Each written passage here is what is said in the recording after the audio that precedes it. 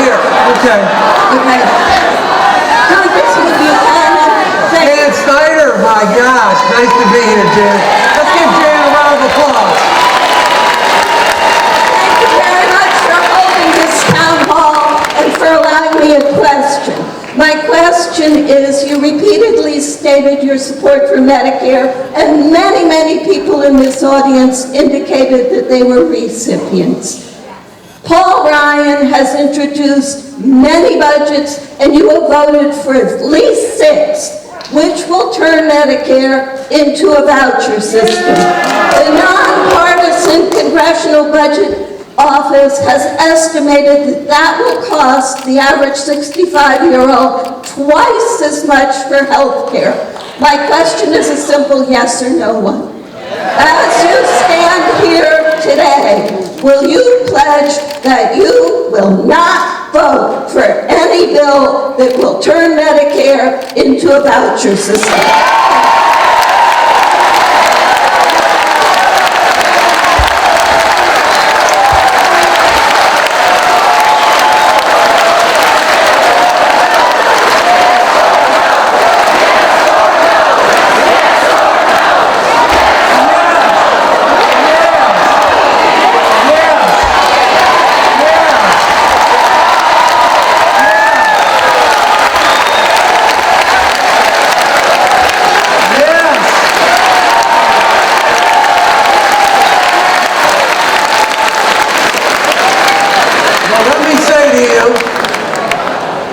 Dan Snyder's a friend, but she's wrong. I never voted for a voucher system. She knows that. You shouldn't bring that up, Jan. What they had talked about in Medicare is anybody 55 and under, there would be some adjustments, but anybody 55 and older, nothing, but nothing as it relates to a voucher system. You have my commitment. I'm going to continue to fight for Medicare, Social Security, and veterans benefits. This is democracy. Everybody gets a voice. There's a lot of passion on each side. But there's 21 committees in the House. You can't be involved in everything every day. I've taken 7,000 votes. But let me just tell you, my focus is on getting back everybody that wants a job, getting them focused back to work. We need to fix this health care and make it work for everybody. And then we need to get into tax reform with the idea of lowering rates and simplifying the code. There's $1 billion, $1 trillion. There's $1 trillion in special carve-out deals for a lot of different industry groups and everybody else. We need to simplify the code. It's been 30 years. So my focus is on jobs, health care, taxes, veterans issues, strengthening Medicare and Social Security. That's where I spend my time, not on all the back and forth every day. So that's my focus.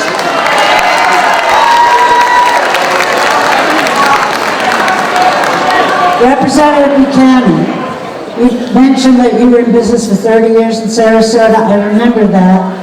I also remember that when you were in business, Sarasota Ford supported a lot of women's groups and issues, particularly women's health issues, very particularly breast cancer. My question is, what's changed? Why now? I mean, why would you defund Planned Parenthood simply because a very small percentage of it goes to abortions? Most of what Planned Parenthood does is provide health care to women who can't otherwise afford it.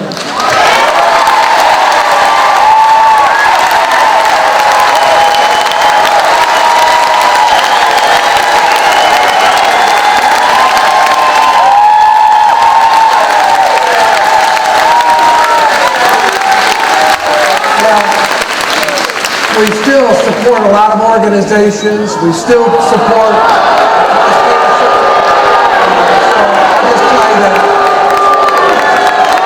But there are a lot of people.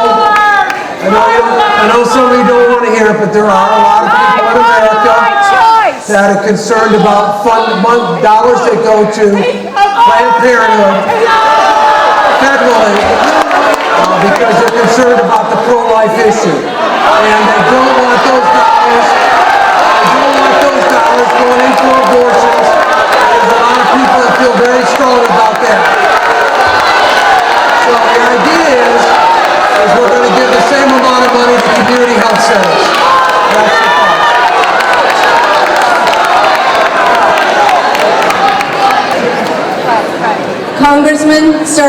We have time for just 2 more questions. We'll take one over here and we'll take one over there. Up here. Thank you again, Mr. Congressman Buchanan, for having us here in this town hall. I think we've had a lot of great discussion and feedback to you, but I just had a comment myself. As a first-generation American, my family came here from El Salvador legally. I completely support Mr. Trump's stance on immigration.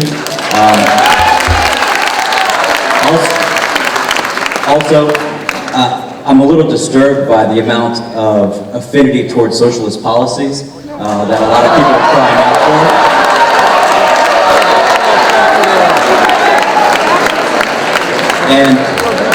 And also, I just want to remind everybody that people 65 and older, 57% of people did vote for Donald Trump in this state. So the outcry is a minority compared to what's going on in the state of Florida.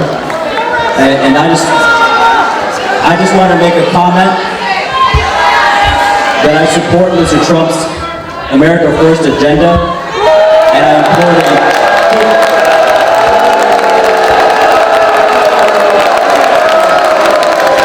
and again, as a first-generation American in this country, We're in the very early stages of the legislative process. Next week, I like to say we've got a 9-inning game. We're in the 3rd inning. I can tell you that one of the areas I am concerned about is seniors 50 to 65. And by the way, how many people are here on Medicare?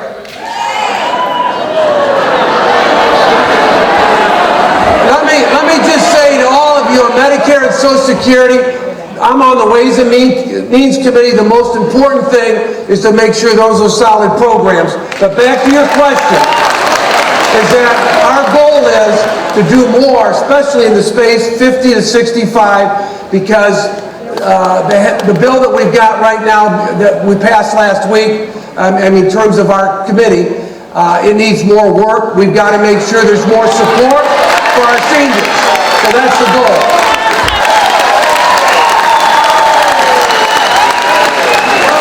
Again, as I suggested, I think anybody that runs for office should release them. Their tax reform, from that standpoint, he did put out a financial disclosure.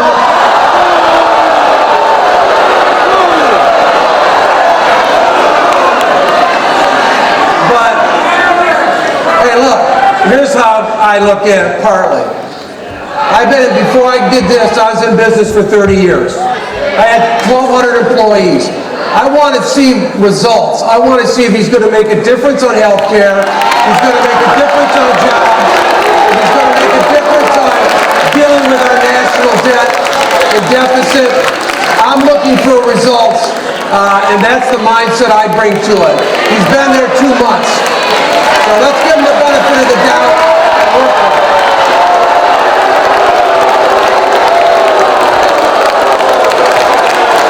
Okay, over here. The biggest issue on health care, and I can tell you when I was chairman of the chamber 20 years ago in Sarasota, the number one issue is available and affordable health care. And that's 20 years ago. That hasn't changed today. In our community, deductibles for health care are $7,000 per family. The health care system for those folks in the ACA, and I'd say the last 20 years, is a disaster.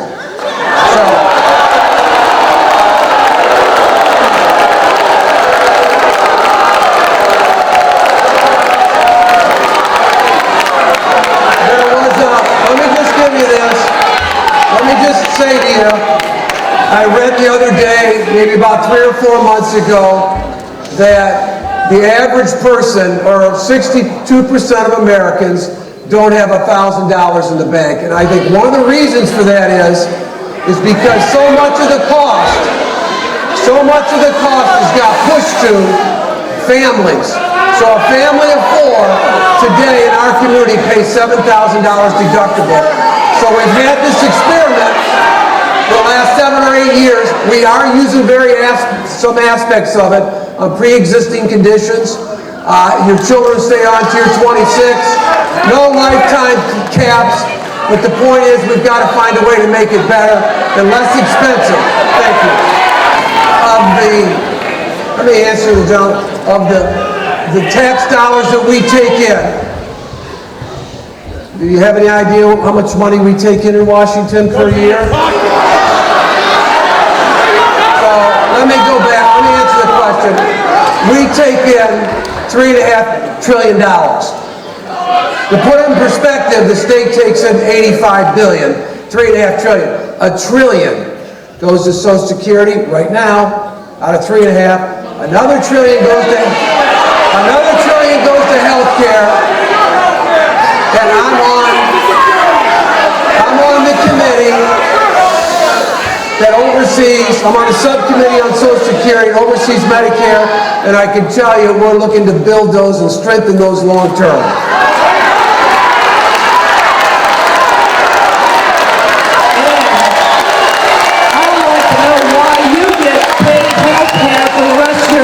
When you retire, and we know.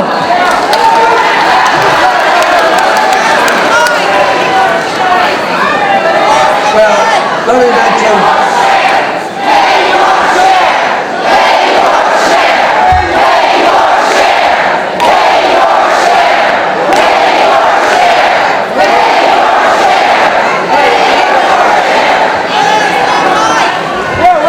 By the way, I am on Obamacare for my health care. So, you know, the ACA, I am on that program. But,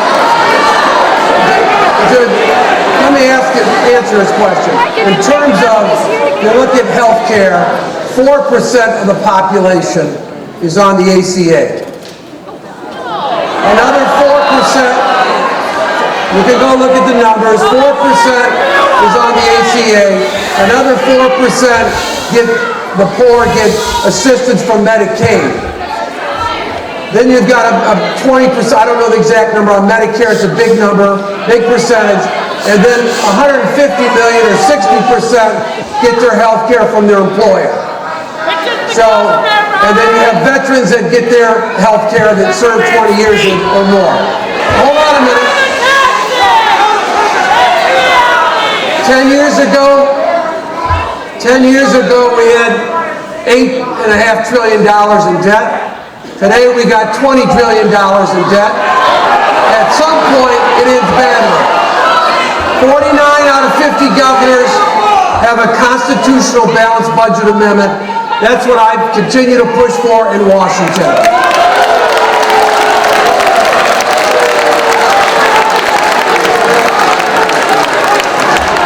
Way up in the back.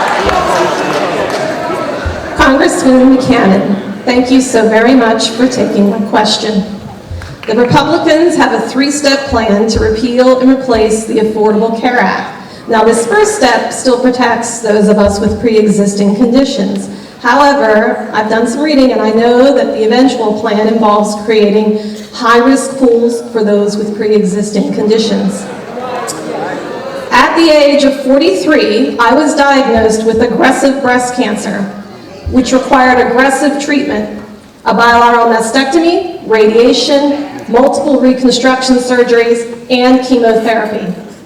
Thankfully, I survived, and I now have an excellent prognosis.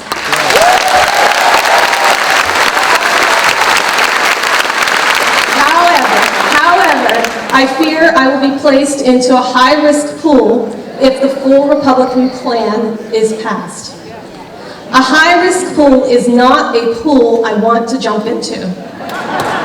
These pools had multiple problems in the past and were much more expensive than normal insurance. My question is, will you commit to voting against the reintroduction of high-risk pools for those with pre-existing conditions so we can continue to afford care? Thank you very much.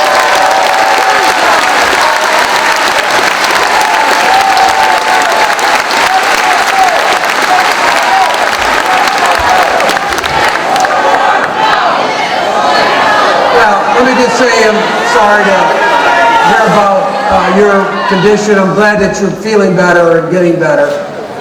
But in terms of, again, as I mentioned earlier, on the health care, we're in the third inning of a 9-inning game.